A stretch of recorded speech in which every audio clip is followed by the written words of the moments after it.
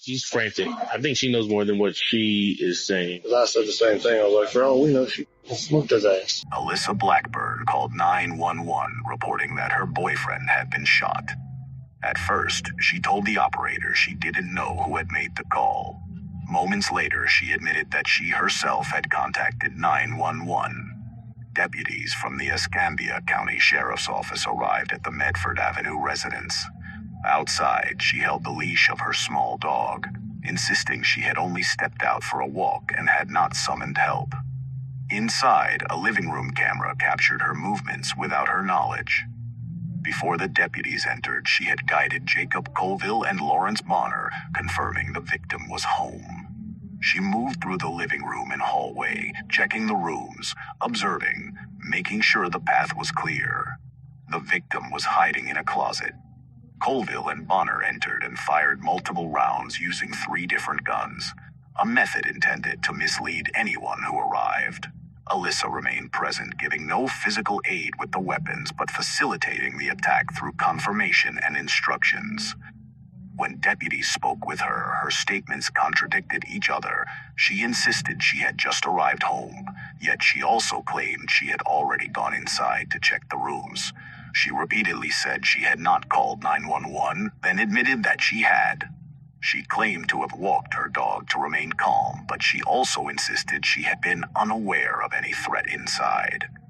But her time frame is way off, bro. That's the problem. She's like, I asked her who called. She's like, not me. I'm like, it was a female, honey. She's like, okay, I called. And then I said, stop lying to me. This is serious. Every word was inconsistent, a reflection of panic, fear, and an attempt to shape the story while maintaining distance from the act. The living room camera recorded every movement. She walked past the sofa, checked the hallway, and glanced toward the closet, unaware that her steps would later expose the contradictions in her statements. Deputies followed her account as she described the shooting, the victim hiding, and her discovery of the scene. She emphasized surprise and shock, insisting she had not known the men intended violence. Yet her earlier messages to Colville showed that she had instructed him to make the victim leave her alone. She repeated details in conflicting ways, sometimes saying she had seen the victim hiding first, other times claiming she only learned of it when deputies arrived. She insisted she had not entered the rooms before the shooting, then later described checking the living room and hallway. She alternated between claiming she had not called for help and admitting she had. These contradictions occurred multiple times, each statement slightly different from the last, revealing her uncertainty and the tension between maintaining innocence and concealing her role. I don't know. Did you just come home? Yeah, I was down the street walking my dog and they shot him. Colville and Bonner had executed the shooting while she was inside, moving through the rooms and confirming access. 3 guns were fired, multiple rounds, each intended to confuse and mislead. Alyssa had not touched firearms, but her instructions and confirmation had enabled the attack. She maintained a narrative of shock and surprise, while her movements and words captured by the camera demonstrated a much more active facilitation. Deputies reported her inconsistent statements, noting the contrast between her first claims and her later admissions. She's saying that she left to go walk the dog, came home to this, and the time frame is not 4 hours ago. Because she's saying she heard the shots. So it wasn't the... I guarantee you it was. We can find some cameras. She described entering the house, moving through the rooms, and discovering the victim. While also insisting she had only gone inside briefly, she maintained that she had walked her dog, claimed she had not called 911, then acknowledged that she had. Every action and word in those moments was later analyzed in the context of the surveillance footage and text messages she sent before the attack. Even as she spoke, she struggled to maintain composure. Her pace changed, and her explanations contradicted one another. She described seeing the victim hiding in the closet, but also suggested she had only become aware when deputies arrived. She insisted she had been unaware of any plan, yet her prior messages showed she had coordinated with Colville. She tried to control the narrative, but was unable to align her statements consistently. By the time deputies completed the initial walkthrough, the victim had been fatally shot. Colville and Bonner had carried out the shooting exactly as her instructions and confirmation had enabled. 3 guns, multiple rounds, a hiding victim. Every element executed precisely. Alyssa had been unable to maintain a consistent story, alternating between admissions and denials, yet her presence and actions had been decisive. The camera had captured her movements, her gestures, her contradictions. Each element later matched against Faye text messages to demonstrate her role in facilitating the attack. Alyssa's behavior in those first minutes revealed both her facilitation and her panic. I don't know. Did you just come home?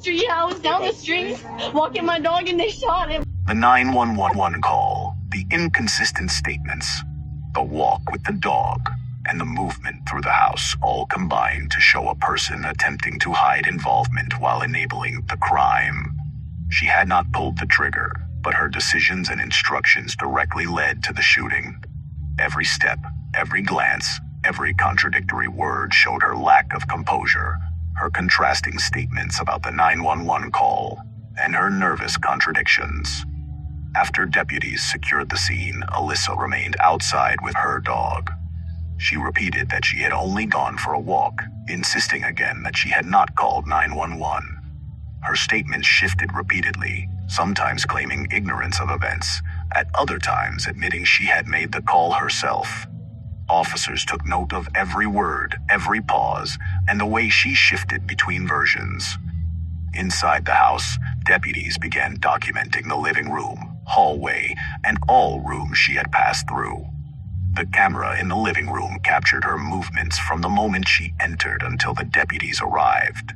Each glance toward the closet, each step past the sofa, every pause near the hallway was recorded. Later, investigators would compare her statements to this footage, noting the inconsistencies. Alyssa explained that she had entered first, walked through the living room, checked the hallway, and discovered the victim hiding in the closet.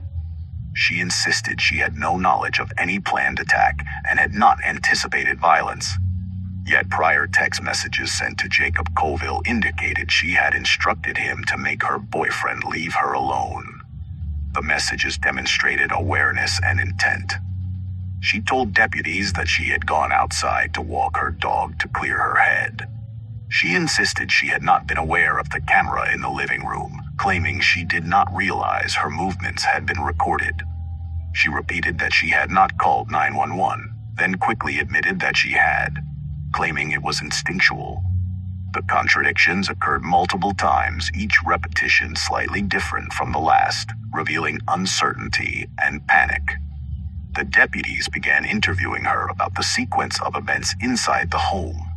Alyssa described walking through the rooms, checking for anything unusual, and discovering the victim hiding. She insisted Colville and Bonner had entered unexpectedly and that she had not known they intended violence. Her description of events shifted with each recounting. Sometimes she said she had just arrived. At other times, she implied she had already been inside for several minutes. Officers documented the location of the victim, the position of the guns, and the evidence that 3 firearms had been used. Colville and Bonner had fired multiple rounds, leaving clear patterns in the home.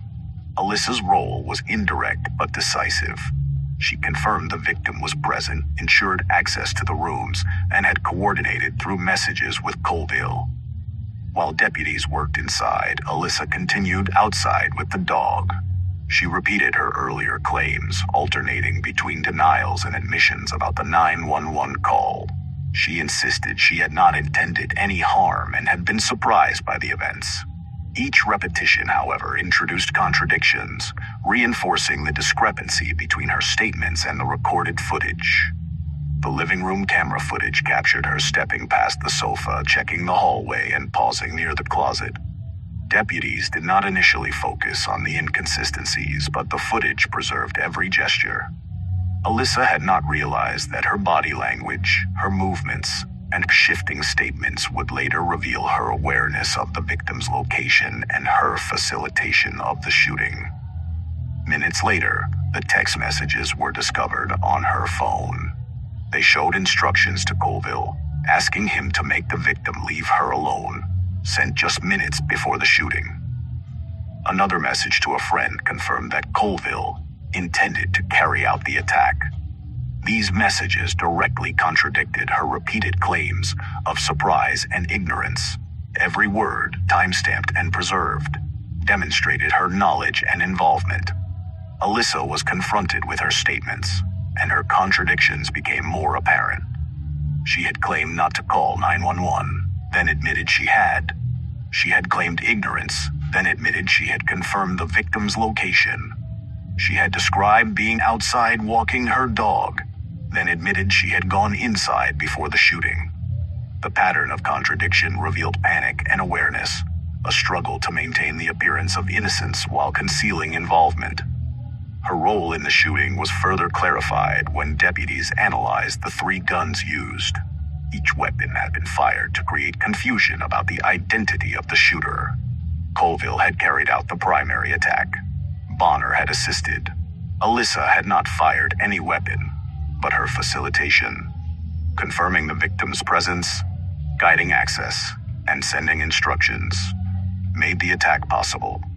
The cameras and messages documented her actions with precision. By the time the home was fully processed, it was clear that Alyssa's story did not align with the evidence. The 911 call, her statements to deputies, her movement through the house, the camera footage, and the text messages all converged to show a person attempting to control a narrative she could no longer maintain. The contradictions in her statements, coupled with her facilitation of the act, demonstrated direct involvement in the events that had unfolded. Alyssa continued to insist she had not known what would happen, repeating that she had only walked her dog and had not called anyone. The deputies documented every word, every pause, and every admission. They noted the pattern of contradiction, the fluctuation between denial and acknowledgement, and the way her presence in the house had enabled the attack.